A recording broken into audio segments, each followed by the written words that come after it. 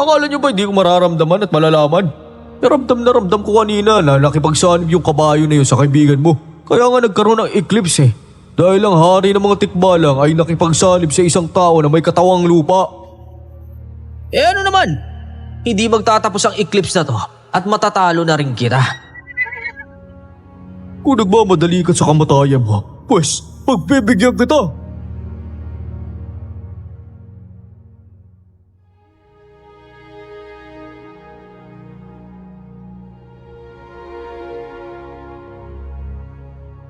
Magandang araw sa inyo mga kayanggaw, lalo na sa mga voice actors na magbibigay ng buhay sa kwento ko ngayong araw. Anong gagawin mo kung isang tikbalang ang hihingi ng tulong sa'yo? Noong panahon ng kagipitan ko, hindi ako kumapit sa patalim, kundi kumapit ako sa dilim. Ako nga pala si Pedring at ito ang aking kwento. Bago ko simulan ng storya, huwag kalimutang mag-subscribe bilang suporta sa ating channel. Aray! Aray, Kuya Topper! Sakit po ng tenga ko eh! Hoy! Anong kaguluhan ng meron dyan? Kuya Pedring! Pare Pedring! Oh, nakabalik ka na pala dito. Teka, kailan pa? Ano to? Anong nangyayari dito? Oh, wala bang magsasalita sa inyo? Kenji, Topper? Kasalanan ko po kasi Kuya Pedring eh. Bakit? Tumakas po kasi ako gabi.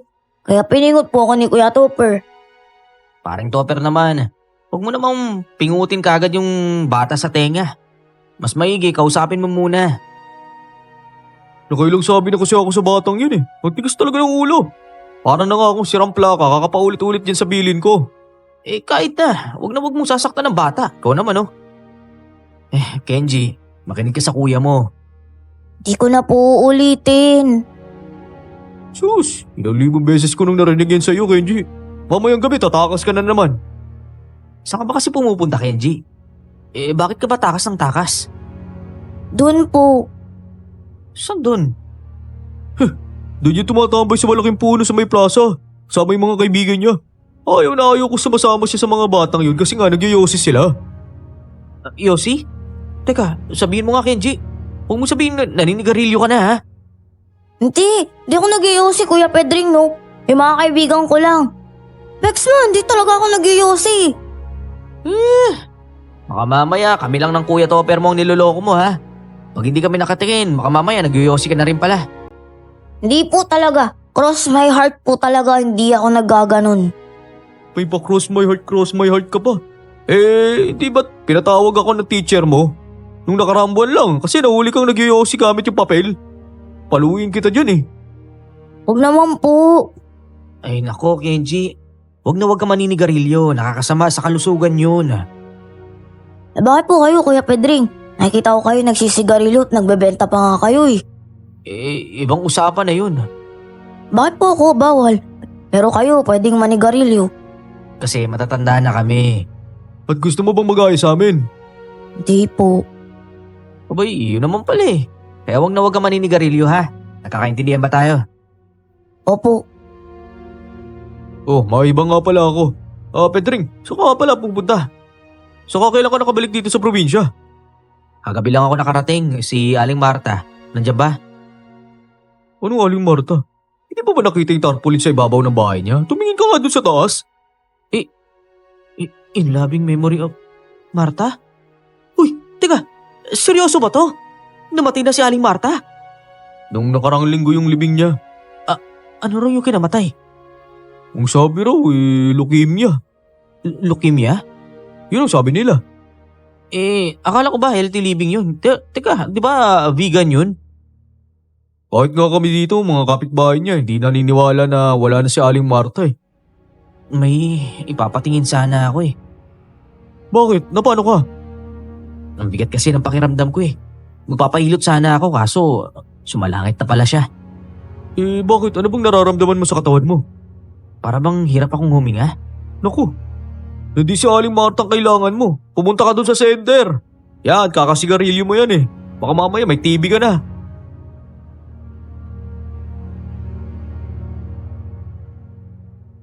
Medyo kinabahan ako sa puntong yon. Kasi tama naman yung kaibigan ko si Topher eh. Malakas din kasi akong humitit ng yosi noon. Baka nga sa ilang taon ng pagbibisyo ko eh, may sakit na ako sa baga.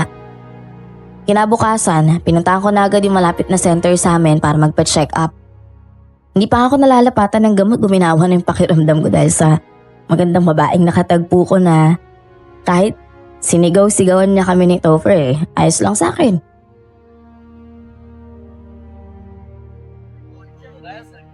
Tigil mo na kasi yung paninigarilyo mo, pare. Hindi naman kasi pwedeng biglain yun. Ano ba kasing pinagkakabalahan mo sa Maynila?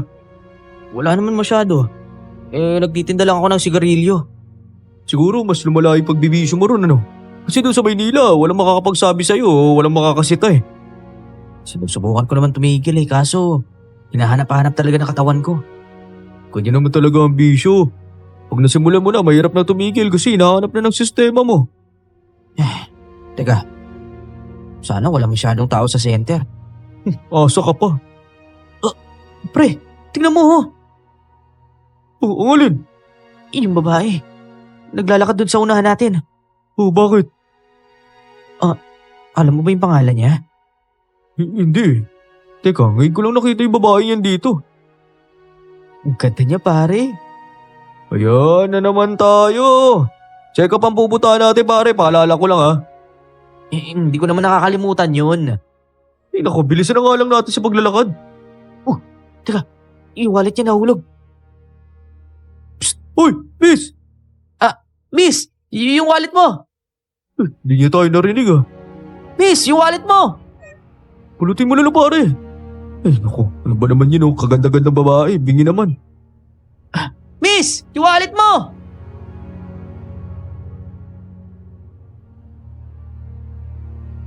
Dali-dali kong pinulot ang wallet ng babaeng nahulog mula sa bulsa ng pantalon niya.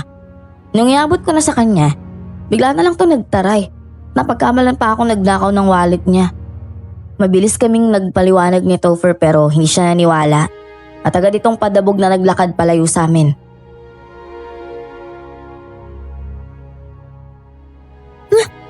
Yung wallet ko! Miss, ito nga pala yung wallet mo. Hoy, ba't nasa'yo yan? Nahulog mo to, miss. Ibabalik nga sana namin eh. Kunyari pa kayo ah. Ako ba niloloko niyo ako? Miss ako. Nagkakamali ka. Nahulog mo talaga to. Ibabalik nga sana namin to. Sa susunod huwag kayong maunguha ng hindi sa inyo ah. Ang maldito naman ito, nabulot na nga lang namin yun eh. Kahit buksan mo pa yan, walang kulang dyan. Siguraduhin niyo lang. Makaasta naman, 50 pesos lang naman pala yung laman yan eh. Kaya nga ako naiirita eh. Kasi ito na nga lang yung natitira sa pera ko, kukunin niyo pa. Ako sa inyo, dyan na nga kayo. Ano problema nun? Sino nga yung tinulungan sa patong galit? Ay nako, mga babae nga naman talaga oh. Porkit ganito ang mukha namin, pagkakamalan mo kami magnanakaw. Hoy, malinis yung konsensya namin, hoy! Kaya mo na, baka wala lang sa mood.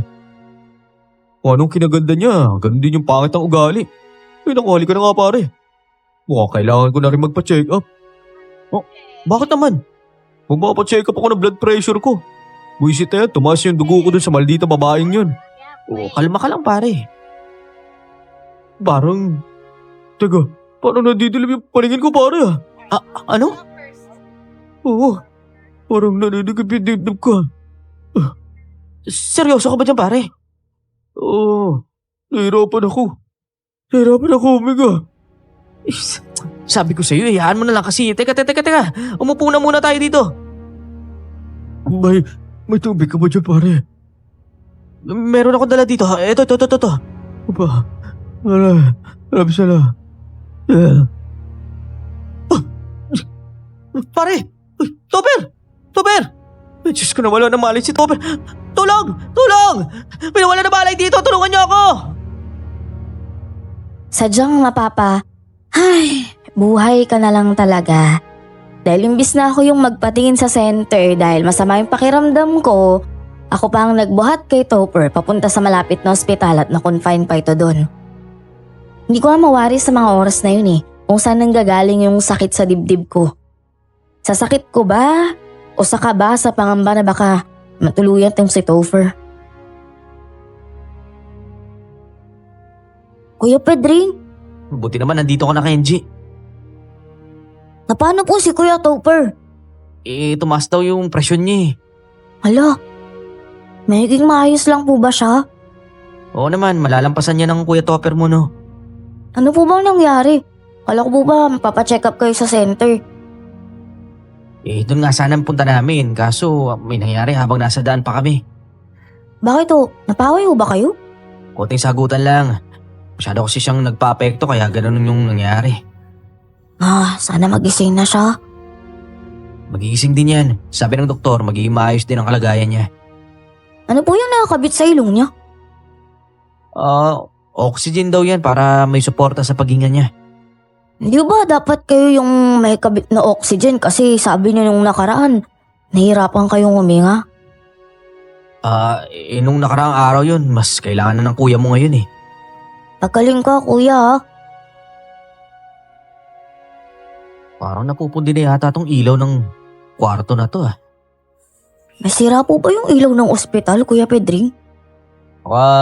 Maya-maya lang may pupunta rin na mag-aayos niyan. Takot naman yung ilaw nila dito. Para yung mga nasa horror movie na pinapanood ko eh.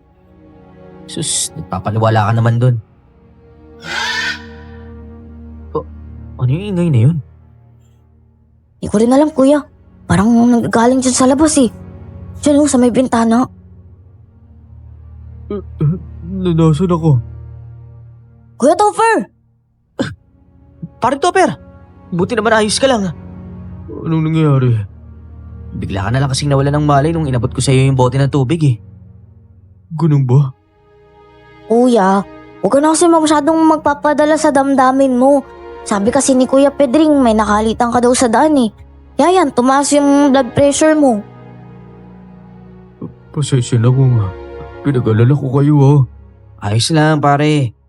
Para saan pat matalik tayo magkaibigan. Hindi kasi naging abala pa ako sa'yo. Ikaw nga tong dapat pupunta ng center eh. Ayos lang. Huwag mo nang isipin yun. Ano yung ingay na yun? Kanina pa nga namin naririnig ni Kenji yun eh. Parang nasa labas galing yung ingay. Teka, parang nilalabig ako. Gusto mo bang isarado ko na lang yung bintana?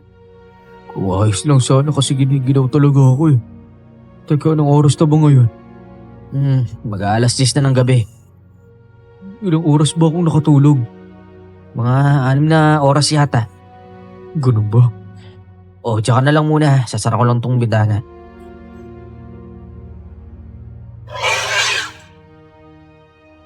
Kuya Pedring, ano yun? Bakit nandyan yung nilalang na yan sa bintana? Wala naman dyan yan kanina. Kuya Pedring, parang papasok siya! Umalis ka dyan, kalimaw ka! Tulong! Tumawag ka ng tulong, Kenji! Tulong! Tulong! Parang yung Kuya Topper mo yung pakay niya dito. Lumayo ka sa kuya ko, alimaw ka! Tulong! Tulungan niyo kami! Kala mo natatakot ako sa'yo ha? Etong sa'yo! Kenji! Huwag yan! Oxygen tank yan ng kuya mo! Umalis ka na dito! Hindi ako ha. Makahinga. Kenji! Yung Kuya Topper mo! Hindi makahinga! Hayaan mo kami! Bumalik ako saan ka nang galing! Kenji naman, parang awa mo na. Huwag naman yung oxygen tank ng kuya mo. Iba na lang yung gawin mo pang hampas. Ibalik mo yun. Yung kuya mo, Kenji, napumudla na siya. Hindi na siya makahinga, oy. Umalis ka na! Yung kuya mo, Kenji! Yung kuya mo, oy. Ayan, Kuya Pedring, umalis na. Kala niya, matatakot niya tayo ha? Kuya? Kuya Topper? Ikaw kasi, yung oxygen tank ba naman yung pinanghampas mo? Hindi tuloy makahinga yung kuya mo. Ala, pasensya na kuya, nataranta kasi ako eh. Naku, tulong nurse! Nurse! Yung pasyente namin dito hindi na gumagalaw. Kuya? Kuya Topper, Kuya! Gising! Tulong! Tulong! Tulungan nyo kami rito! Kasalanan kasi lang nilalang na yun, kuya eh. Nataranta kasi ako, hindi ko na malaya na machine pala yun ng oxygen. Oh, pasensya ka na. Kuya! Pare Topper! Pare! Awa mo na! Ano ba naman yun oh? Huwag ka naman sumama sa liwanag, pare! Kuya! Kuya! Kuya, gising!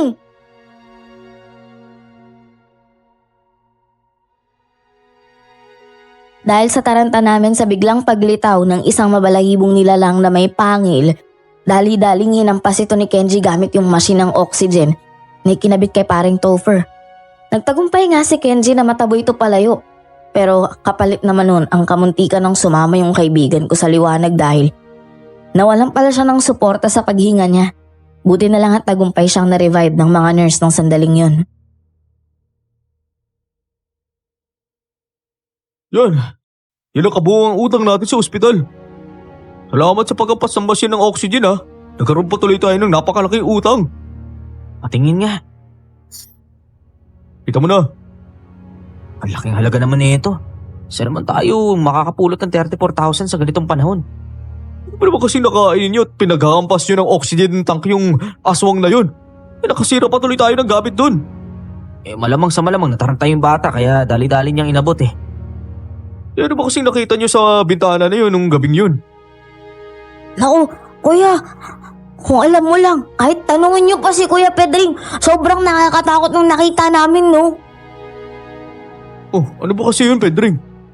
Hindi ko alam kung ano yung nakita ko eh, pero kakaiba yung nilalang na yun.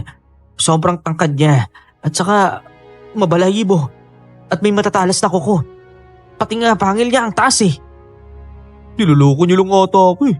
Kung niloloko ka namin, magagawa kayo ni Kenji na hablutin yung oxygen mo na sumusuporta sa'yo. Hindi no. Kakaiba talaga yung nilalang na yun, pare. Parang narinig ko na yung sinasabi mo noon ha. Anong ibig mong sabihin? May nagkwento na rin sa akin noon ha. May nainkwentro silang parehong nilalang na kagaya dyan sa sinasabi mo. Talaga? Naalala ko na! Ano yun? Si Aling Marta! Tama, naalala ko na! Si Aling Marta yung nagkwento sa akin noon. Napag-usapan namin na madalas siyang naririnig yung kalabog sa bubong niya bago pa man siya magkasakit na malubha. Nainkwentro rin pala ni Aling Marta yung nilalang na yun. May iba pa ba siyang sinabi tungkol sa halimaw na yun? May sinabi pa siya sa akin eh. May pangalan yung nilalang na yun eh. Isang uri daw yun ng aswang. Aswang? Oo, aswang! Ibig sabihin inaaswang ka sa gabing yun? Huwag ka na masabi ng mga bagay na yan. Kinikilabutan ako sa'yo eh. Alam ka naman kami ni Kenji ang pakay niya. Di naman kami nakakasakit eh. Sabi ng mga matatanda, gustong gusto raw ng mga aswang ang amoy na may sakit at sanggol. Ay nako, huwag na nga lang natin pag-usapan yung bagay na yun. Kinikilabutan lang ako eh. Mas mabuti pa mag-isip na lang tayo ng paraan kung paano natin mababayaran tong utang sa ospital. Namang problema na nga rin ako kasi wala akong trabaho ngayon eh. Alam mo namang bago lang ako dito at kakabalik ko lang kaya naghahanap pa ako ng trabaho. Nag-isip ka na ba na mag-apply ng mga trabaho? Hindi pa nga eh. Sinusubukan ko naman pero wala eh. Pero kahit kargador, wala talaga eh. Alam mo, mabuti pa sumama ka na lang sa amin ni Kenji. I-re-recommenda kita sa boss namin. Teka, ano bang trabaho ang pinagkakaabalahan nyo ngayon? Street sweeper. Anong trabaho namin ni Kenji? Malaki-laki rin yung kita nun ha. Talaga? Oo naman. Tuwing madalang araw lang tayo magwawalis tapos susundan na natin yung pagpupulot ng basura mga 10:00 ng gabi. Maganda nga yan. O sige, ilakad mo naman ako sa bossing mo. Ayos na rin yung trabahong ganun. Para naman makapagbigay ako sa'yo dito sa babayaran nyo sa ospital. Ay nako, mabuti pa nga. Ang hindi ka malulong sa pagsusugal mo. Napag-isip-isip ko na rin yan eh. Sige na, patulog na muna ako ha. Teka. Matutulog? 9:00 pa lang ng umaga ha. Hindi kasi ako nakatulog kagabi na maayos no. Bakit naman? Teka, wag mo sabing tumakas na naman si Kenji. Hindi. Inalagaan nga ako ni Kenji eh. Ba't ka naman kinulang sa tulog? Hindi kasi ako nakatulog kagabi kasi... May nararamdaman ka bang masakit sa katawan mo kagabi? Patapusin mo muna ako magsalita. Ay nako. Ang gusto ko sabihin, kagabi kasi, may kumalabog na naman sa bubong ko. Teka, na naman? Anong ibig mong sabihin mong na naman? Simula kasi yung nakalabas ako ng ospital. Palagi na lang may kumakalabog sa bubong namin eh. Lalo na kapag sumasapit yung alas 12. Tuwing alas 12? Tinanong ko si Kenji kung may naririnig din siya eh. Sabi niya wala naman daw. Parang ako nga lang nakakarinig ng pagkalabog na yun sa bubong eh. Hindi nga ako makatulog kasi nga ang ingay ng yero sa bubong. Yung bang kinakaluskos yung yero ng kuko na matulis. Alam mo, napaisip nga ako eh. Baka mamaya nababaliw na ako eh. Siguro kung sa iba mo yan sasabihin, mapagsasabihan ka talagang baliw ka. Pero ako pare, naniniwala ako sa'yo. Naniniwala ka sa akin na totoo yung naririnig ko tuwing gabi? Oo naman. Malakas ang kutob ko na may nanggagambala sa'yo. At yung parehong nilalang na yun yung nakita natin sa ospital. Pre, Oh, bakit? palagay mo ba inaaswang ako? Parang ganun na nga. Naku naman oh. May kakilala ka ba manggagamot? Wala eh. Pero pwede naman tayong maghanap. Parang maghanap na tayo. Hindi na ako makatulog tuwing gabi.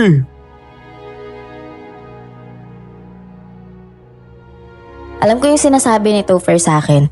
Dahil pati ako, nakakaranas din ng kakaibang kalabog sa bubong ko simula nung gabi na nakita namin yung nilalang na yun. Di ko na lang sinabi pa kay Topher dahil baka mas lalo lang madagdagan yung pag-aalala niya eh. Gayon man, tinuloy ko yung pamamasukan bilang street sweeper na hindi ko alam na magdadala pala sa akin sa kakaibang karanasan sa buhay ko.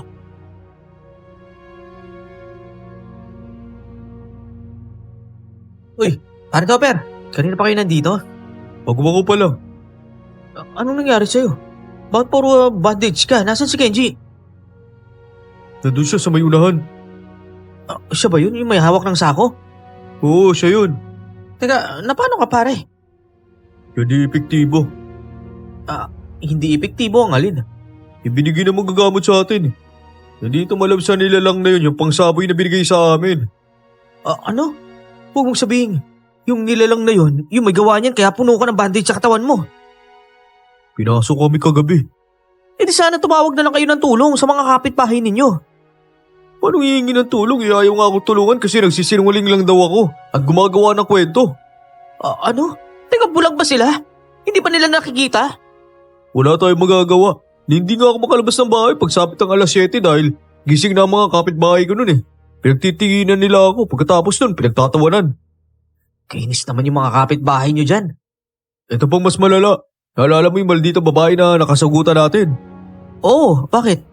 Dahil namatay na si Aling Marta, naisipan ng mga anak niya na ibenta ang bahay niya at ang babaeng yun ang nakabili. Masama pakiramdam ko, naging kapitbahay ko pa yung babaeng yun na maitim ang budhi. Talaga? Ayos. Ano ayos? Ayos kasi... Kasi may gusto ko sa babaeng yun. Ito ko sinasabi ko sa'yo pare Pedring. Ayus-ayusin mo yung pagtingin mo. Marami pang mas magandang babae at higit sa lahat mabait. Ewan ko ba. Mula lang lumipat yung babae yun sa malapit sa bahay namin, hindi na ako mapakali. Tumagdag pa yung nilalang na naggagambala. Napadaos-dos tuloy ako sa may hagdan. Ano nga yung sinabi ng manggagamot na yun? Ewan ko sa kanya. Hindi na ako maniniwala sa mga sinasabi niya, no? Hindi ba sabi niya isang uri ng aswang yun? May nabasa kasi ako dati na nagsasabing takot ang mga aswang sa asin. Talaga ba? Ay nako, baka mamaya hindi lang daos-dos ang matanggap ko niyan. Naku, baka mas malala pa sa sitwasyon ko ngayon. Subukan mo lang kasi. Sige, mamaya. Susubukan ko magsaboy ng asin sa bumong namin. Ang lamig naman ng hangin. Malamang madaling araw pa, no? Para naiihi tuloy ako. Umihi ka na doon, sa kabilang kanto. May public siya doon. Ewan ko lang kung binuksan ba yun ni Mang Teban. Sige. Paputok na yung pantog ko eh. Umihi ka na. Masama magpigil ng ihi. Teka, dito na nga lang ako sa malaking kahoy. Seryoso ka ba? Uy, pasok ka ba? Kung saan ka na lang umiihi, ha? Safety ko na kaya. Bahala ka dyan. Basta iihi na ako dito sa malaking kahoy ha. Magtabi-tabi po ka dyan, hoy. Ay. Ha? Psst. Sino yun? Hoy, Kenji, ikaw ba yan? Ang alin po? Yung naninitsit. Tiya, namumulot nga lang ako ng basura dito eh. Sino yun? Anong ginagawa mo dyan? Umiihi ako. Bakit dyan kayo umiihi? Bakit naiihi na nga ako eh? Alam niyo bang may multa pag umihi kayo dyan? Ewan ko na lang talaga sa inyo, Kuya Pedring. Pag may nakita sa'yo dyan, mumultahan ka talaga. Tayo-tayo lang naman nandito kaya ayos lang yan. Bilisan niyo, Kuya. Baka may makakita pa sa inyo eh. Ito na, sandali. Kuya Pedring, pasuyo naman ako sa walis tingting oh. Diyan lang oh sa may halaman. Ito ba? Oo, Kuya. Maraming salamat. Kenji, alam mo, sa totoo lang, nag-aalala ako sa kalagayan ninyo eh. Anong oras ba umaatake yung nilalang na mabalahibo kagabi? Mga alas 12 na. Malapit na yatang mag-alauna nun eh. Bakit mo natanong? Kasi kagabi may kumalabog din sa bubong ng bahay ko. Pero mas maaga. Tapos sigaw ako ng sigaw kagabi pero wala rin tumutulong sa akin. Pero nung kinabukasan, nagtanong ako sa mga kapitbahay ko. Ang sabi, wala naman daw silang narinig dun sa sigaw ko. Di ba hindi naniniwala yung mga kapitbahay mo kay Kuya Topper mo? Hindi kaya pareho yung nangyayari sa akin sa nangyayari sa inyo? Hindi din kayo naririnig ng mga kapitbahay ninyo eh. Parang gano'n na nga po. Kung ganun pala, baka tayong tatlo talagang puntirya ng halimaw na yun. Kaya tayo lang yung nakakarinig sa kanya. Yan yung kutob ko. Kuya naman, tinatakot niya naman ako eh. Huwag mo na nga lang isipin. Atin lang to ha. Huwag mo nang sabihin pa sa kuya mo, baka mamaya mag-isip pa yun. Masusunod po, Kuya Pedring. Sa bahay niyo na ako magpapalipas ng gabi. Baka kasi mamaya balikan kayo ng mga nilalang na yun eh. Kakailanganin niyo ako kung sakali. Lalo na yung kuya mo, pilay pa naman yun. Sa totoo lang, takot na ako nung mga panahong yun pero hindi ko na lang pinapahalata dahil maliban sa lalaki ako, kilala ako sa lugar namin na basagulero at matapang kaya kahit kabado, pinipilit ko pa rin kumalma dahil ayokong matawag na duwag. Kinagabihan nga, uminom na lang ako ng beer, ang painit ng katawan at pampawala ng kaba habang pinapalipas ang oras sa bahay ni na paring Topper. Pare, lasing ka na. Huwag ka na masyadong uminom ng beer. May duty pa tayo bukas. Huwag ka na mag-alala, ano ka ba? Kaya kung mag-walis bukas sa plaza, ako pa to. Mabuti pa, matulog ka na lang kaya. Hindi pare. Hihintayin ko yung halimaw na yun kasi ano ba talaga gusto niya sa atin? Bakit sa sinabi tayo mga tao dito sa lugar natin, tayo na nang ginagawang bahanan niya? Sino ba yan? Naku, magdasal na nga lang tayo. Hindi pare, ilaban natin to. Ngayong gabi tatalunin ko yung halimaw na yan. Hindi ako mahilig sa exotic na pagkain, pero pag nahuli ko talaga yung kubag na yun, makikita niya. Gagawin ko talagang papaitan yun. Maggambala na siya sa lahat. Walang sa kagaya kong mayamat, sa? Kita mo ba itong beer na to, pare, ha? Wala mo anong sabi dito. Ano? Ang sabi nila, ang beer na to, lakas ng tama. Umanda yung halimaw na yun sa akin dahil tatamaan talaga yun. Hindi ako kabayo, pare, ha, pero matitikman niya yung sipa ng lasing na may insomnia. Ayaw niya magpatulog. Pues, hindi ako matutulog. Bukas ang mga mata ko, pare. Bukas na bukas. Ewan ko sa'yo, pare. Akala siguro ng mga nilalang na yun, matatakot ako sa kanya eh. Pues, nagkakamali siya ha. Ang kamali siya. Kung ayaw mo talaga tumigil sa pag-inom, manahimik ka na lang. O siya, akit ako sa taas. Magpapahinga na ako. Nandito na siya. Pare! Pare, dito ka lang. Ano? Teka, bakit naman? Samahan mo ako. Ba't naman kita sasamahan? Natatakot ako eh. Ano? Ikaw nga to sigaw na sigaw niya kanina. Tagahanap ng halimaw na yan. Tinawag mo pa kasi. Kanina yun. Pero ngayon nagbago na yung isip ko. Pedring, Diyos ko, yan na siya.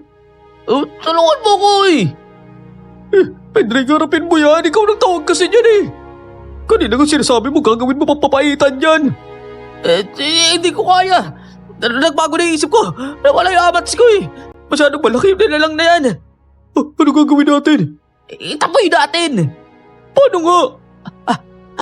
Asin. Kumuha ka asin. Wala kami asin. Naubos na. Kasi sinabay ko na lahat sa bubungan eh. Wala namang epekto yung sa aswang na yan eh. Nandiyan na siya. Takbo, Topper! Takbo! Ano? Sa malagay pa ba makakatakbo tayo sa kalagayan na to? Para bandage na nga yung katawan ko. Anong gagawin natin? Para maimatay na lang ako. Ano? Uy, labanan mo naman pare. Hindi ka pwede maimatay dito. Hindi ko na kaya. Maimatay na talaga ako. Hoy pare! Naku naman, huwag ka na ba yan? Matay pa talaga ako pare. Huwag ka lalapit. Aalis talaga ako. Pare Topper, patawarin mo ako pero hindi ko talaga kaya. Para! Masakay ako! Para! Doon po tayo sa prokwarto. Bilisan po natin. Dahil may umabol sa akin ng libaw. Kinabukasan, nagising ako sa malakas na katok mula sa labas ng bahay ko. Napabalikwas ako nang mapagtantong si Kenji pala yung kumakatok sa pinto ko na humihingi ng saklolo dahil sa kalagayan ng Kuya Topher niya.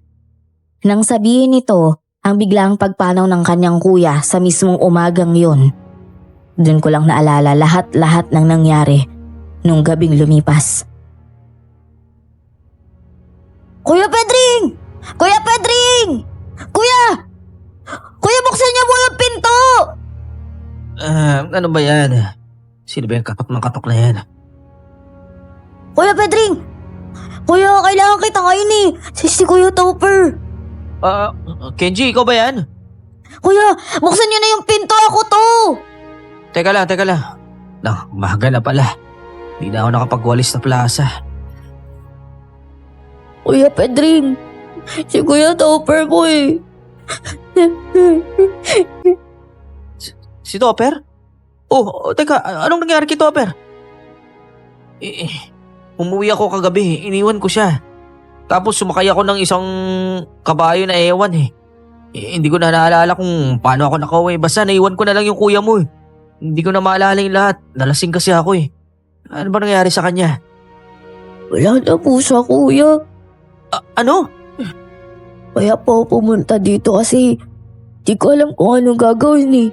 Nung nagising ako kanina, nakita ko na lang po si Kuya Topher nakahandusay. Tapos hindi na siya humihinga. Walay ko ba kuya kung may nangyari kagabi kasi wala naman ako narinig na kahit anong kaluskos o kahit anong ingay. Hindi ito pwede mangyari. Teka, nasaan si Pare Topper ngayon? Nasa bahay pa rin po. Sa ngayon yung mga kapitbahay po yung nasa bahay. Naghihintay sila ng sasakyan mula sa punerarya para masikaso na po si kuya. Hindi ito pwede mangyari. Teka, sandali, pupuntahan ko siya. Kailangan ko makita yung kaibigan ko. Kumaripas ako ng takbo papunta sa bahay ni na Paring Topher. Nabutan ko yung bahay nila na napakaraming tao. Pati mga kapitbahay nila nagulat sa biglaang pagpanaw ng kaibigan ko. Kagaya din ng mga nagdaang gabi, wala silang ingay na narinig mula sa bahay ni Topher. Kinapa ko yung pulsuhan niya at nanlumo ako nang makumpirmang wala na nga talaga ang kaibigan ko. Wala akong nagawa kundi padala yung katawan nito sa punerarya para maimbalsa mo na at maayusan para sa kanyang burol.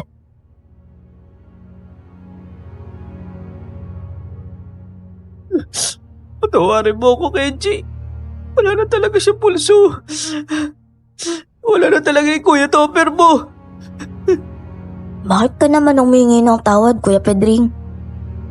Kung hindi lang sana ako naduwag nung gabi yun eh. Baka natulugan ko yung Kuya Topper mo. Huwag niyo pong sisihin yung sarili mo, kuya. Lamang may gusto sa nangyari. Ako nga eh. Ako yung kasama ni kuya sa bahay pero wala din akong nagawa para sa kanya. Kundi lang sana ako nalasing nung gabi yun. Kuya, wala na tayong magagawa. Nangyari na eh. Siguro, oras na talaga yun ni Kuya Topher. Sana matahimik na siya sa kabilang buhay, no? Doon, kuya, makakapagpahinga na talaga siya. Di na siya gigising ng maga para magwalis sa plaza. Di na din siya mangungulekta ng basura sa 10 oras ng gabi. Hindi. Kasalanan ko talaga to eh. Huwag niyo mong sisihin yung sarili mo, kuya. Baka oras niya na talaga. Ipaghihiganti ko yung kuya mo, ha? Ipaghihiganti ko siya. Ha? Ano sinabi mo, kuya? Ibig ko sabihin, ipagpapatuloy ko yung mga magagandang bagay na nagawa ng kuya mo. Sisiguraduhin ko aalagaan kita. Maraming salamat po sa malasakit, kuya. Hindi. Hindi ito maaari. Look, bakit nandito siya? Siya yung babaeng nakaaway ng kuya mo, ha? Yan yung bagong lipat na kapit bahay namin eh. Siya yung nakabili sa bahay ng namayapang si Aling Marta. Nakwento nga ni paring Topper sa akin yan. Teka, bakit nandito siya? Hindi naman sila magkaibigan ng kuya mo, ha? Ayaw na ayaw niya nga sa Kuya Topper mo, eh. Araw-araw na lang ako nakakarinig ng reklamo sa kuya mo patungkol sa babaeng yan. Bakit nandito siya? Lakas-lakas pa ng iyak niya. Hindi ko rin alam, eh. Hindi. Hindi ito maaari. Hindi ito pwede. Kuya, di kaya mag-ex sila ni Kuya Topper? Mag-ex? Di naman siguro ganyang kalakas yung iyak niya sa patay na kayong katawan ng kuya ko kung walang namagitan sa kanila, di ba? Parang ganun na nga. Kaya siguro ayaw na ayaw ng kuya mo sa kanya dahil baka mamaya may nakaraan nga talaga sila. Sino may gawa nito? Mababayan talaga siya sa akin! Miss? Hindi ko matatanggap to.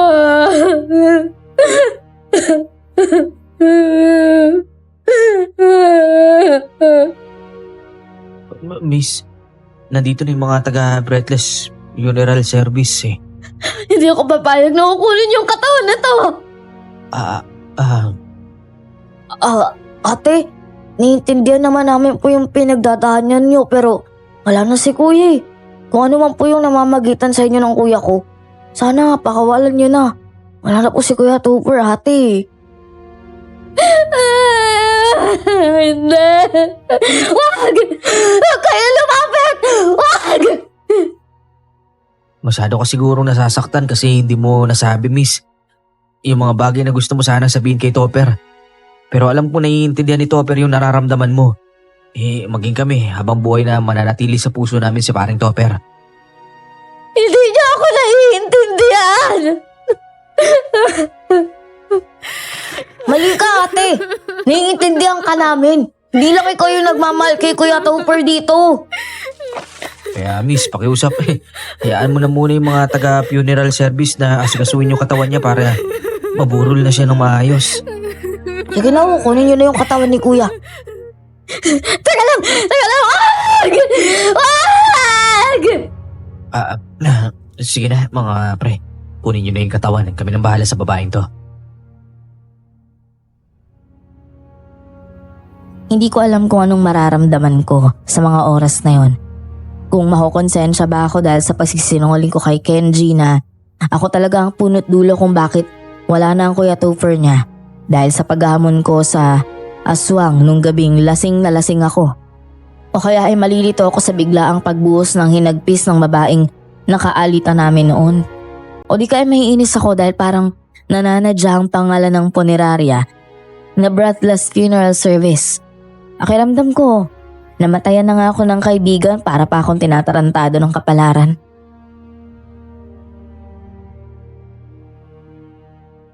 Miss, Bakit?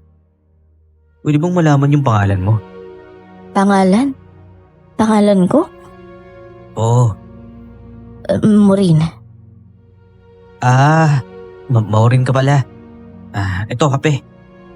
Maraming salamat. Maraming salamat din sa pakikiramay ha. Siguro, mahal na mahal mo yung kaibigan ko. Ha? Kitang-kita naman kanina kung paano ka umiyak sa kaibigan ko. Ngayon, naiintindihan ko na kung bakit pinili mong bilhin yung bahay na malapit sa amin. Dun sa pwesto ni Aling Marta. Ano kasi? Hindi mo na kailangan magpaliwanag, Maureen. Naiintindihan kita. Kung ikaw naman yung namatayan ng ex-boyfriend, ako naman, namatayan naman ng best friend. Ako, namatayan ako ng kuya. Ang nag-iisang kapamilya ko. Hindi nyo kasi ako naiintindihan eh.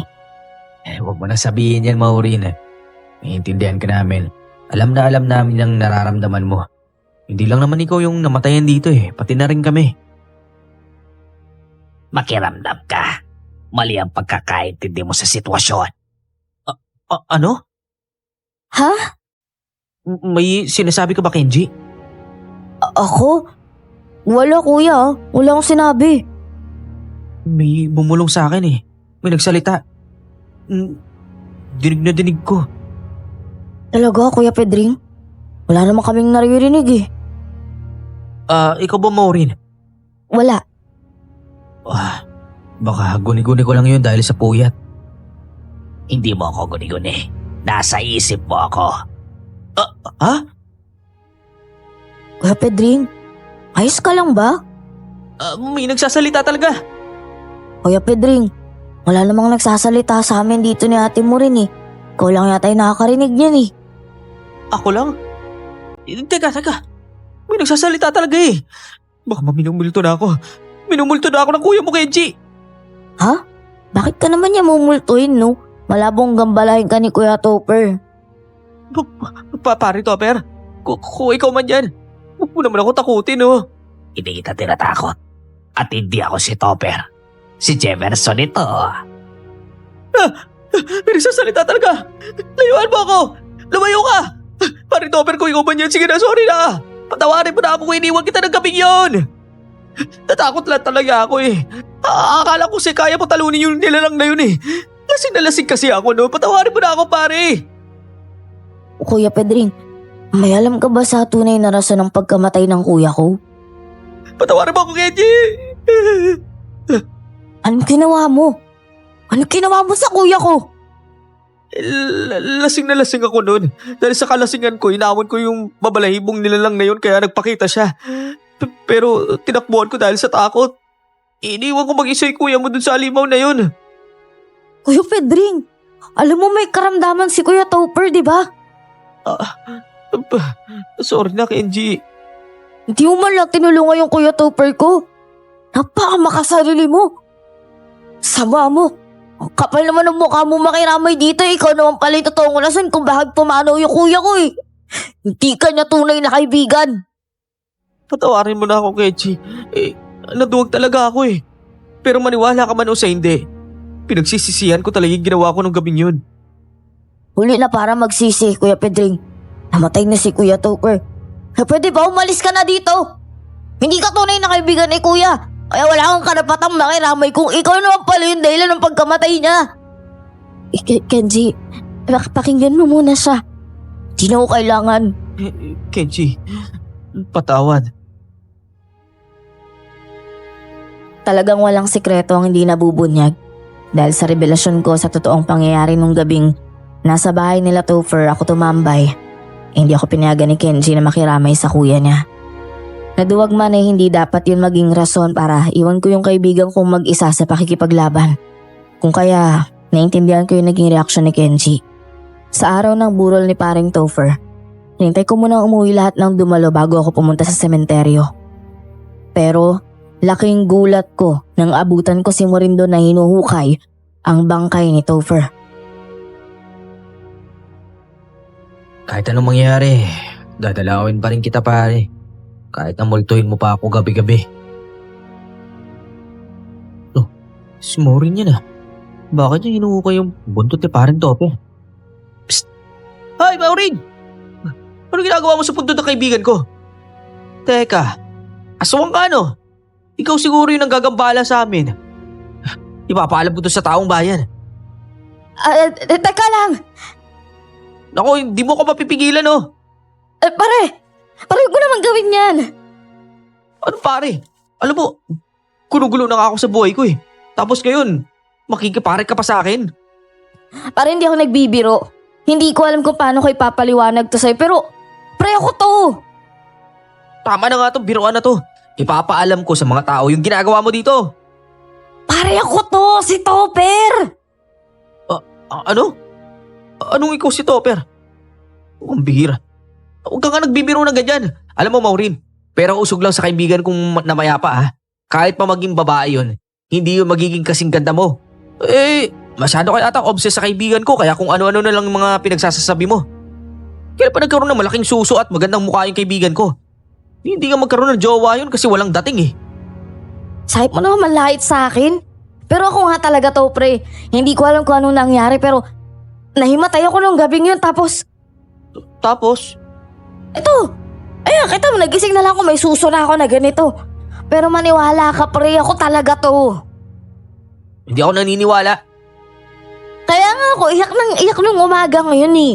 Kasi nga hindi ko alam kung paano ako nagising sa katawan na to. Ewan ko, litong-lito ko sa nangyayari at hindi ko rin alam kung paano ko to ipapaliwanag sa'yo. Nagsasabi ng totoo ang babae yan. Nakikita kong babae ang katawan niya pero lalaki ang kaluluwa. Nandiyan na naman siya. Nabayan mo nga ako. Pare, anong ginagawa mo? Yung boses. Naririnig ko na naman yung boses eh. Kalma lang pare, huwag mong pukpukin yung ulo mo, baka ikaw naman yung ilibing dito eh. Hindi ka pwedeng mamatay, kailangan ko yung tulong mo. Tama.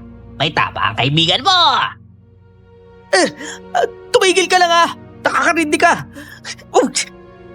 Umalis ka na nga sa isipan ko. Baka babay ikaw tamaan sa akin eh. Pare, wag! Ano ba, huwag? Tigilan mo kayo, huwag mong pukpukin yung ulo mo. Ay nako. Sige na nga lang. Siguro ay magpapakita na lang ako.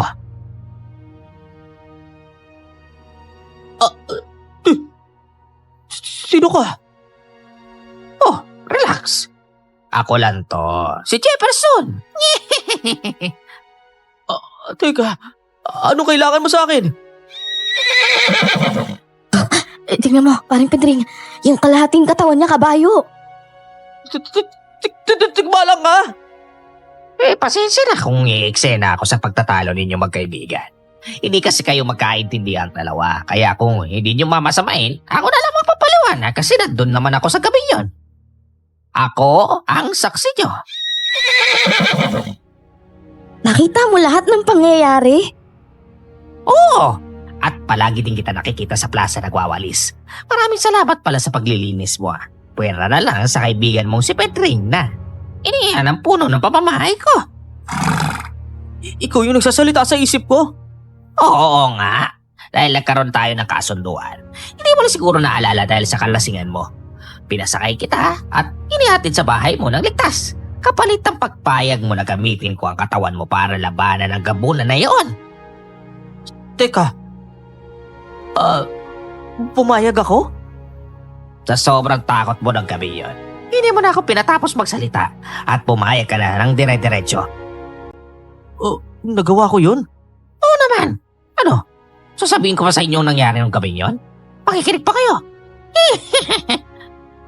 Kaya kung ibalik ang tunay na katawan ng kaibigan mo, pwede rin kita bigyan ng ginto bilang parangal. Sige. Interesado ako, makikinig ako. Ako din, basta ibalik mo lang ako sa totoong katawan ko. Ang gumagabala sa inyo ay isang kabunan. Isang uri ng mataas na aswang. Si Mauro, ang dating may-ari ng katawan mo ngayon, Topper. Ilang dekada na siyang pag-aalagala dito at hinahanap niya ang mutya ng akasya na nasa pangangalaga ng lahi namin mga tikbalang. Nakalibing ang tunay na katawan niya sa mismo lupa na kinatitirikan ng bahay ninyo, Topper. Kung gano'n pala, bakit kailangan niyo pang kunin yung katawan ko? Bakit hindi na lang niya kunin yung katawan niya sa lupa? Ang katawan niyang nakalibing ay matagal nang nakalubog. Malamang, puro kalansay na lang yon. Meron na siyang katawan eh. Ito, di ba? Bakit kailangan pa talaga yung kinuha niya? Kinuha niya ang katawan mo dahil nararamdaman niyang isa kang birhen. Never been touched, never been kissed. Sa lahat ng nakatira dito, ikaw na tanging birheng lalaki na nasa tamang gulang. Kaya unang tagpo ninyo, gustong-gusto na ni Mauro ang katawan mo. Topper. Dahil ang tanging makakahawak sa mutya na pinangangalagaan namin ay isang birheng lalaki.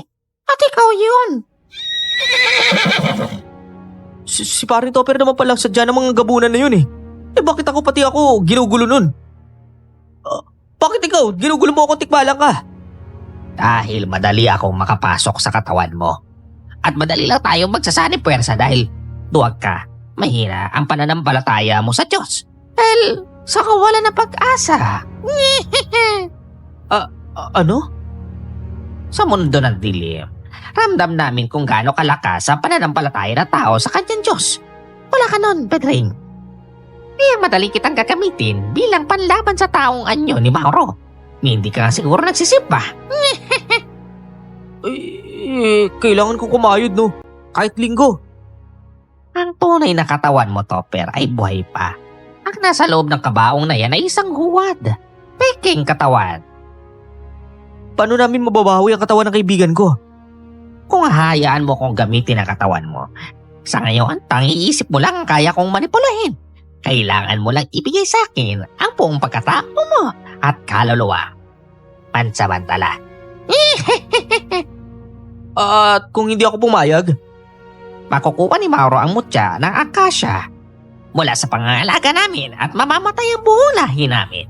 Sasakupin niya ang lugar na to at bubuhayin niya ang lahat ng gabunan na nakalibing sa lupaing ito. Hindi nyo lang alam, pero ang lupa na to ay dating sementeryo ng mga aswang.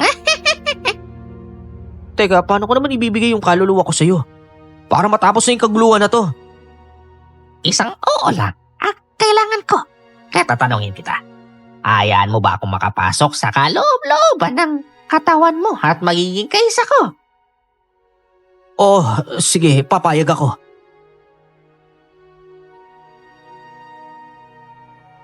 Pagkasabi ko ng katagang pumapayag ako, naramdaman ko kagad na tumaas ako sa ere. Para bang may puwersang sobrang bigat na pumasok sa kaloob-looban ko. Halos mahimatay ako pero nilabanan ko ito hanggang sa lumapat muli ang mga paa ko sa lupa. Pedring! Pedring, ayos ka lang! Ano pakiramdam mo? Ayos lang naman ako. Yeah! Kailangan na nating umalis dito at maganda. Sigurado akong gagawin lahat ng Mauro na yun para makuha yung mutya at masakop niya yung lugar na to.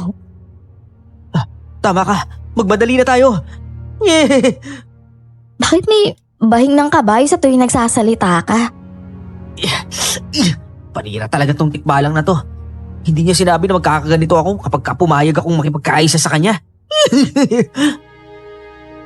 Mawawala din yan kapag napagtagumpayan na natin yung pagtalo kay Mauro na yun.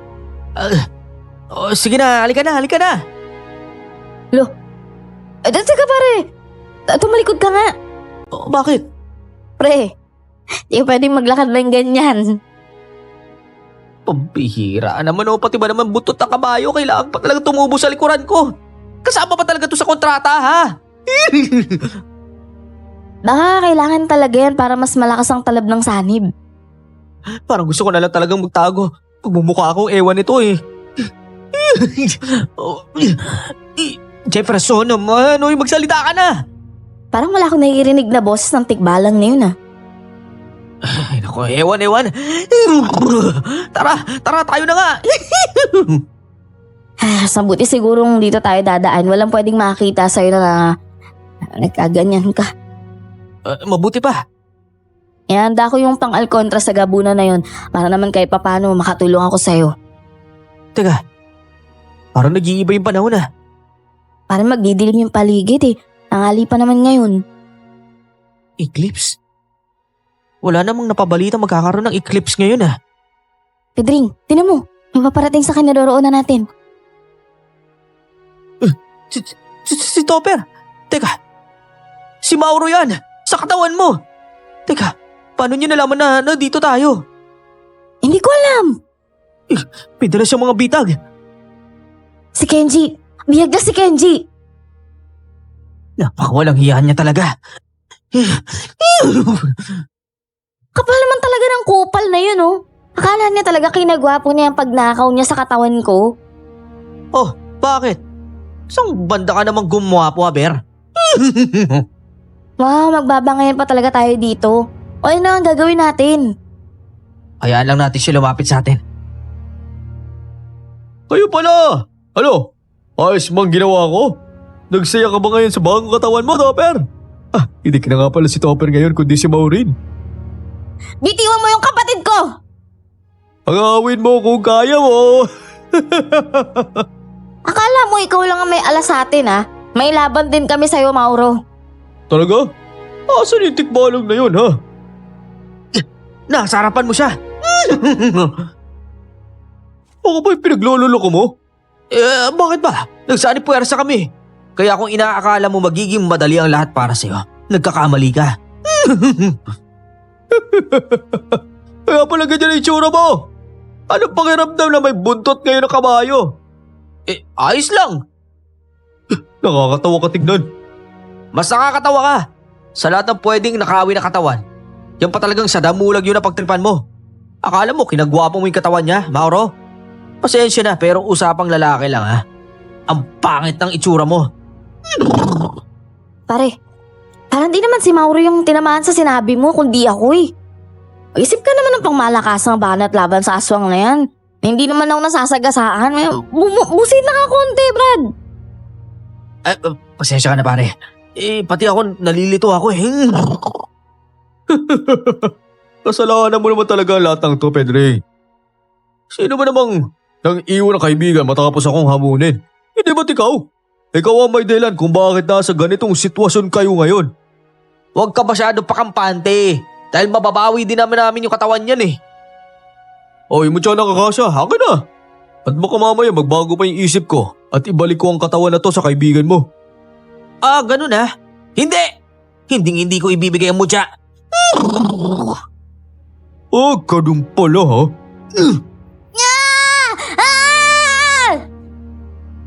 Akala niyo ba talaga madali lang ako talunin? Dali-dali ko lang kayong lokohin eh.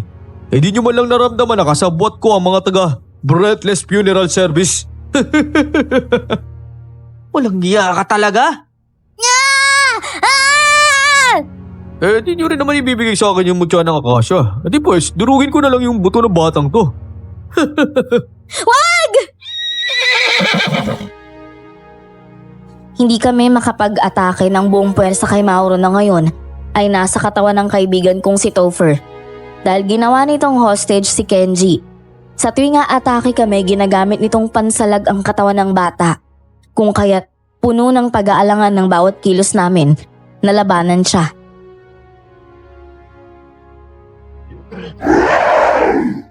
Ay nako, napakasaya ko talaga dahil sa ilang taong pamamalagi ko sa katawan ng babaeng bayaran na yung si Maureen. Ay nakuha ko na rin ang katawan ng lalaking to.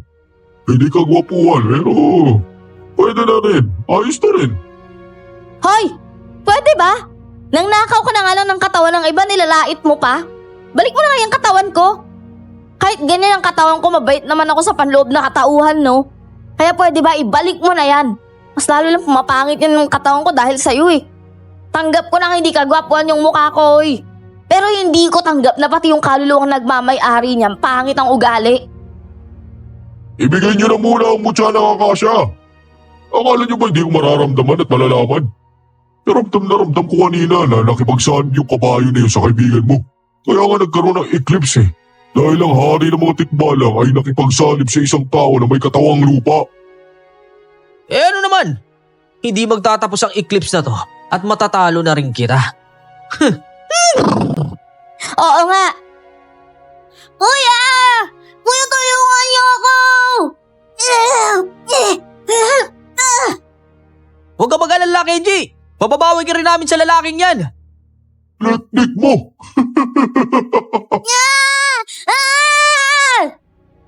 Patuloy pa rin ang pagpupumiglas ni Kenji mula sa pagkakahawak ni Mauro na ngayon ay nasa katawan ni Pedring. Sa sandaling nagtama ang mga mata namin ni Kenji, ay kinindatan ko ito at kaagad din nakuha ng bata ang ibig kong sabihin. Kinagat nito ang kamay ni Mauro dahilan para mabitawan nito si Kenji. Dali-dali akong tumalon para saluhin ang nahuhulog na si Kenji. Aray! Litik ka talagang bata ka! Halika dito, Kenji! Ano? Akala mo siguro ikaw lang yung marunong kumagat, no? Hindi lang aswang ang may ngipin, Mauro. Paalala ko lang tayo ang magtutuos. Kung nagmamadali ka sa kamatayan mo, pues, pagbibigyan kita! Alam mo, may naisip ako eh. Alam mo ba na kung may gawa sa hukay na to, nagbabaka sakaling mabawi ko yung katawan ko. Ano kayang pwedeng gawin sa lupang na hukay ko, no? Ano? Mas bagay siya kung isasabi ko siya sa mga mata mo. Ah! Aray! Ang mata ko! Ang sakit ang mga mata ko! Pare! Ako na!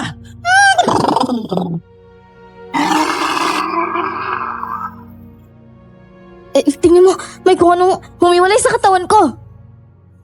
Yung kaluluwa ng lalaki, tumilapon dahil sa sipa ni Kuya Pedring. Pare, nagawa mo! Nangalis na yung kaluluwa ni Mauro sa katawan ko! Are! Pare, Parang mapupugto yata yung hininga ko eh. pre, Parang may umihigop sa loob ko.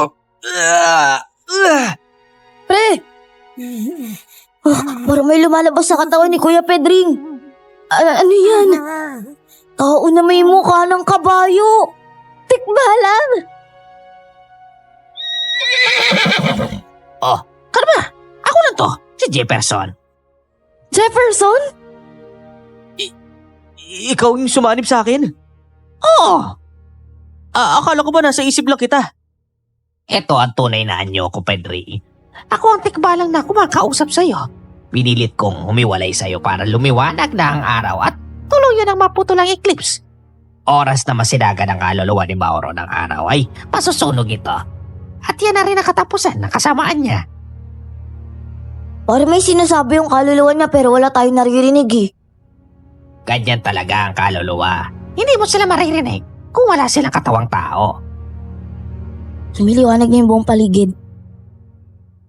Yung kaluluwa, unti-unti siya naglalaho. Hindi lang siya basta-basta naglalaho. Tingnan niyo, umuusok siya. Nasusunog siya. At dahil yan sa sinag ng araw, Sa wakas, makakabalik na rin ako sa tunay kong katawan. Napuwing si Mauro at kasabay nito ang biglaang pagkilos ng aking katawan na parabang may sarili itong pag-iisip. Sinipa ko si Mauro na kasalukuyang nasa katawan ni Topher nang napakalakas dahilan para humiwalay ang kaluluwa ni Mauro sa katawan nito.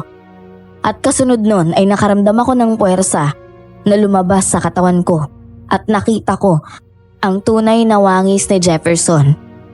Dahil sa paghiwalay ng aming katauhan ni Jefferson, ay naputol ang eclipse na siyang ikinasunog ng kaluluwa ni Mauro dahil sa sinag ng araw. Nawala na siya. Wala na si Mauro. at sa wakas, wala na rin gagambala sa aming kaharian. Saan ka pupunta?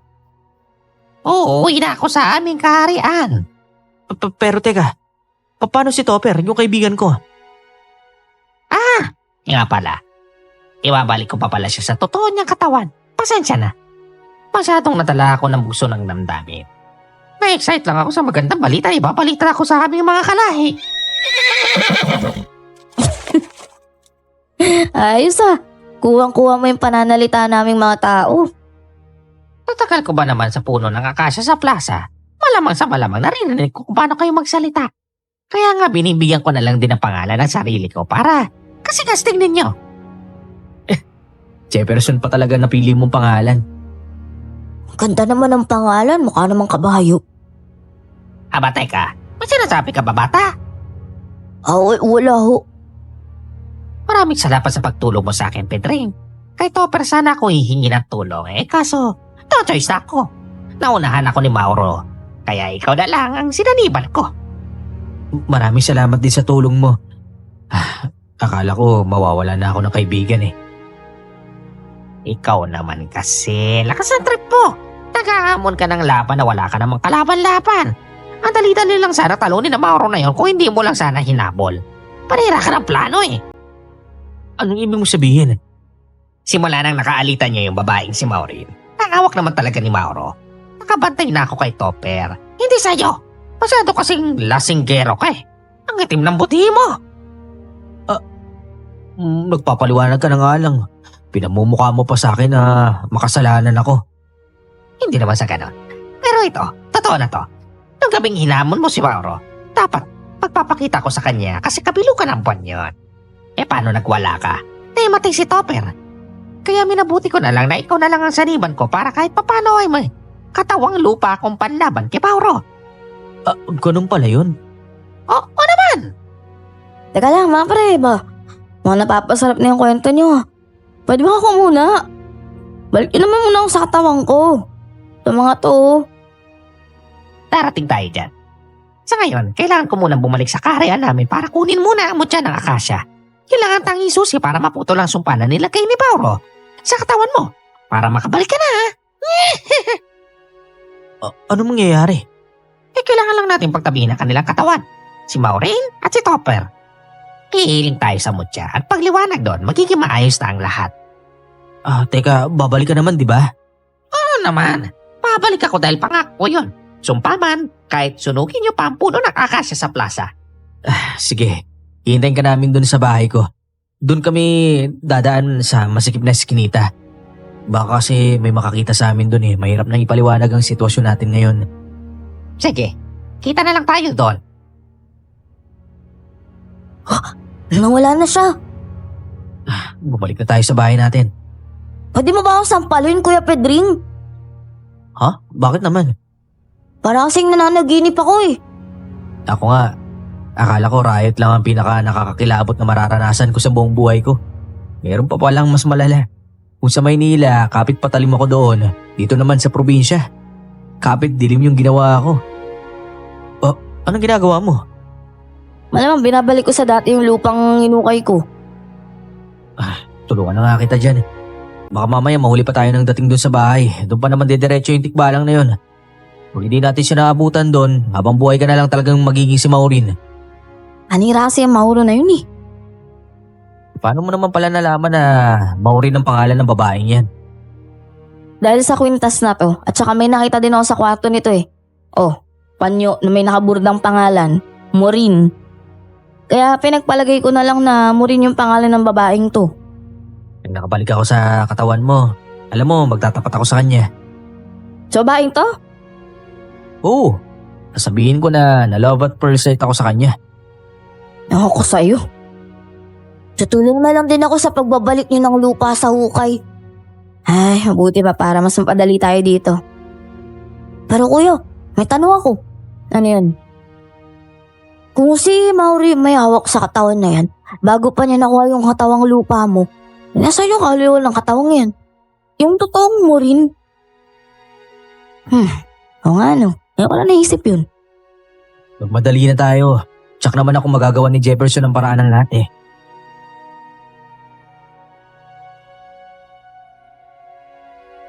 Matapos naming maibalik ang lahat ng lupa sa hukay na ginawa ni Topher, na kasalukuyang nasa katawan pa rin ni Maureen, ay kagad din kaming bumalik sa bahay ko.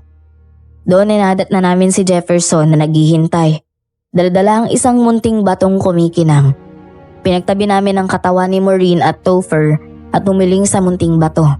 Nagliwanag ito at tagumpay na bumalik si Topher sa tunay niyang katawan. Pero meron nga lang itong naiwang problema.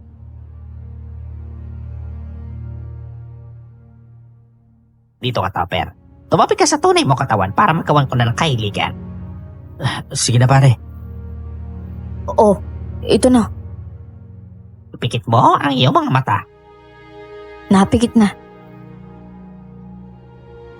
Muting mutya ng akasya sa prinsipe ng mga tikbala. Makinig ka. Tingin ang kahilingan ng katawang hindi na magkatugba ng kaluluwa. Ibalik mo sa dati niyang wangis at sa dati nitong pagkakagawa. Tingnan mo, Kuya Pedring. Nagliliwanag yung bato.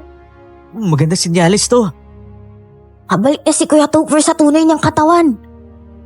Ayun na, gumagalaw na yung daliri ng kuya mo, Kenji. Pinubukan na niya yung mga mata niyo. Aray! Pare, ikaw na ba yan? Nakabalik ka na ba? Teka, ba't nabibiripit ka sa sakit? Ang sakit ng mga mata ko. Hindi ko matilan na maayos yung mga mata ko, pare! Naalala ko na, Kuya Topher.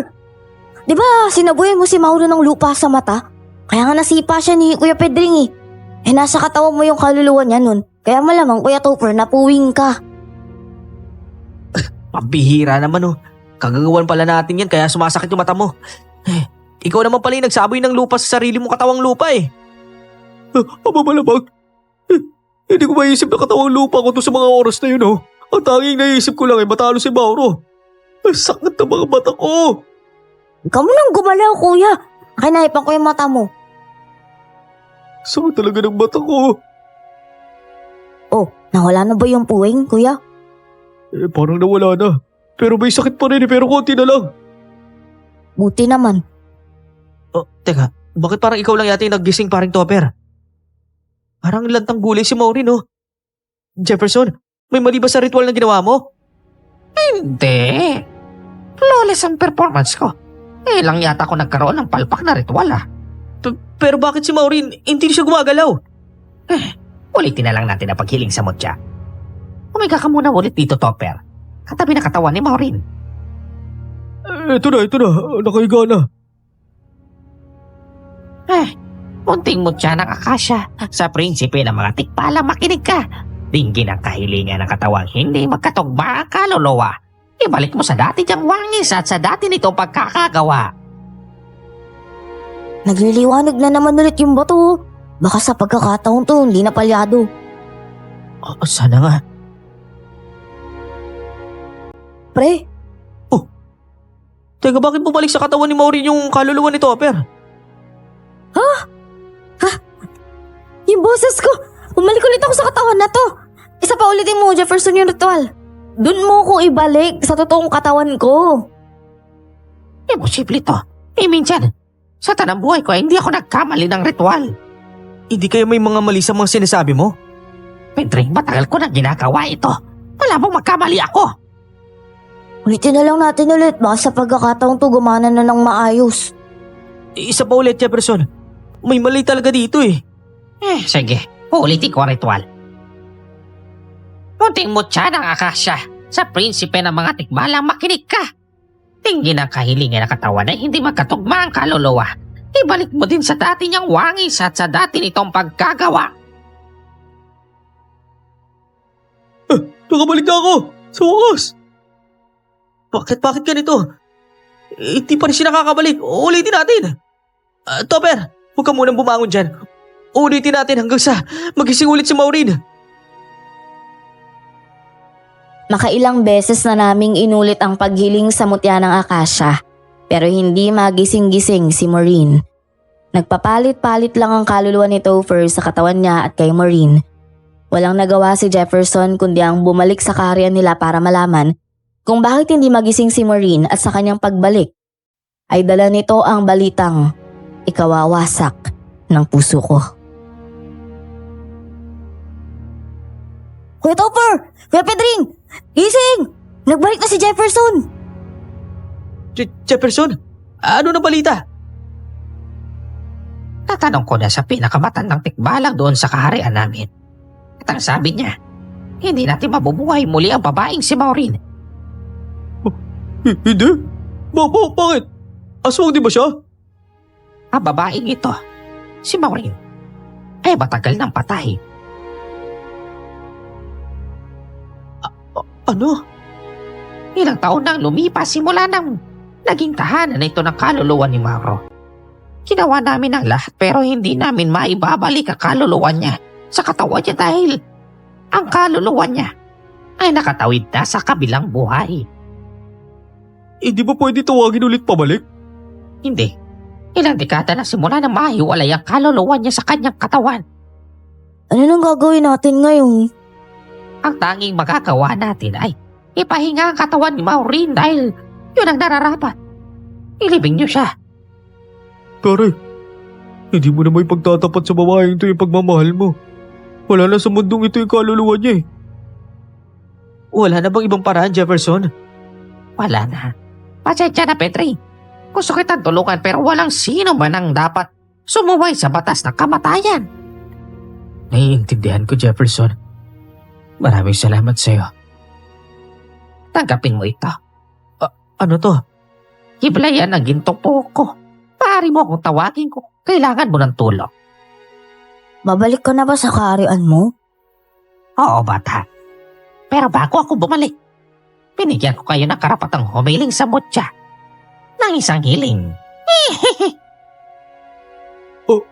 Humiling? Oo, pero tanging material na bagay lamang.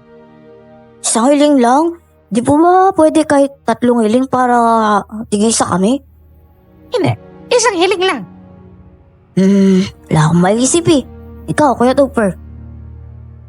Mas mabuti siguro si Pare Pedring na lang ang humiling. Ikaw ba pare, anong inihiling mo? Ako? Oo, Wala akong maisip eh. hindi meron yan, mag-isip ka. Ito na lang. Gusto ko ng pera. Yung sobrang daming pera. Yung kahit kailan, hindi ako mauubusan ng pera. Bukas pagising mo, magiging sayo ang kahilingan mo. Maraming salamat sa inyo, Pasa Pedring. Kung kailangan mo ng tulong, pumulong ka lang sa hibla ng gintong buhok ko. Paalam sa inyo! Paalam, Kuya Tikbalang. Paalam, Jefferson! Maraming salamat sa pagbabalik ng katawan ko ha.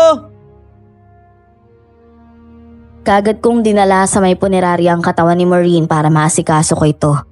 Kinabukasan ay nagulat na lang ako nang may nakita akong baul sa may lamesa. Punong-puno ito ng ginto at mamahaling hiyas. Kagad ko itong ibinalita kay Topher at Kenji at napagpasya naming ipagbili ang isang piraso nito. Ang laking halaga naman pala talaga nito, pare. Kalaking pera naman yan. Ano gagawin natin dyan? Malamang ipang nenegosyo natin to. Pwede po bang magpabili ng laruan? Yung malaking sasakyang remote control. Uy Kenji, maya ka naman sa Kuya Pedring mo. Ayos lang, Topper. Afford naman natin yun eh. Ewan ko sa inyo. Kumain na muna tayo. Doon, dali, takbo. Malapit na mag-red yung traffic light oh. Aray! Sorry po ma'am, sorry po. Nabangga ko po kayo. Ma'am, pasensya na po. Nagmamadali kasi. Maureen? Kamukha ni Maureen ah. Mapagbiro nga talaga ang tadhana. Dahil sa lahat ng babaeng pwede naming makabangga sa araw na yon, ay ang babaeng kamukha pa talaga ni Maureen. Hindi ko na din patatagalin pang sabihin sa inyo na ang babae ding yon ay ang naging asawa ko ngayon. Kung paano man kami nagkapit dilim noon ay nanatiling sekreto naming magkakaibigan hanggang ngayon. Ako pong muli si Pedring at maraming salamat sa pakikinig ng aking kwento. At more power sa inyong channel.